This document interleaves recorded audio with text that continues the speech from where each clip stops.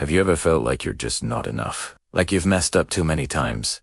Or you're too broken for anyone to truly love you? I think we've all been there. We look in the mirror and see our flaws.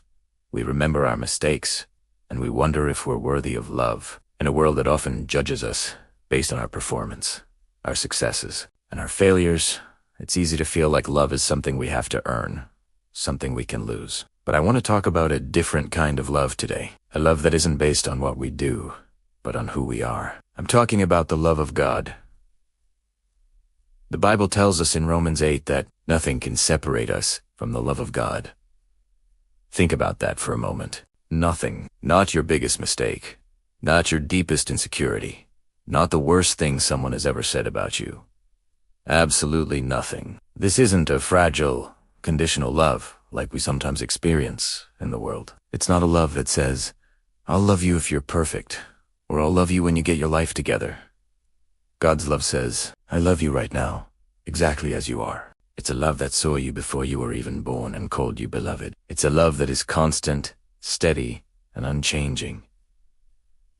Think about the story of the prodigal son. He took his inheritance, left home, and squandered everything on a wild lifestyle. When he hit rock bottom, hungry and alone, he decided to go back to his father, not as a son, but hoping to be a servant. He had rehearsed his speech, ready to beg for a job. But what happened when his father saw him from a distance? Did he wait for an apology?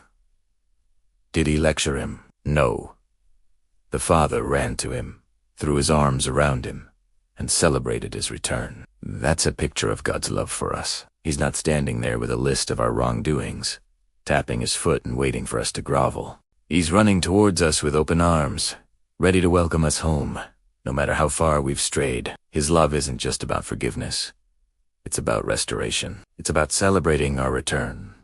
Life can be incredibly tough. We face storms, we go through valleys, and sometimes it feels like the darkness will never end. In those moments, it's easy to feel abandoned and alone. We might even question if God is still there, if he still cares. The psalmist David often felt this way, crying out to God from the depths of his despair. Yet, through it all, he always came back to the truth of God's unfailing love. In Psalm 136, over and over again, it repeats the phrase, "His steadfast love endures forever." This love is not just a comforting idea. It's an active, powerful force in our lives. It's the love that gives us strength when we are weak. It's the hope that shines a light in our darkest moments.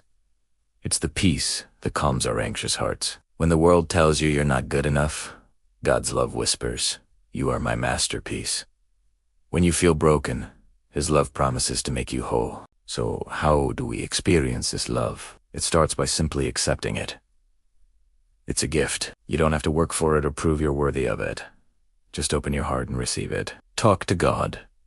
Tell him about your fears, your failures, and your hopes. Read stories in the Bible about his incredible love for ordinary, imperfect people just like us. And look for his love in the world around you in the kindness of a stranger, the beauty of a sunset, or the unwavering support of a friend. Remember, you are deeply and completely loved by the Creator of the universe. His love for you never fails. It never gives up, and it never runs out. It was there for you yesterday. It is here for you today, and it will be there for you tomorrow, forever. Let that truth sink into your heart and transform the way you see yourself and the world. You are loved unconditionally and eternally. Thank you so much for watching. If this message resonated with you, please consider subscribing for more content like this. We'll see you in the next video.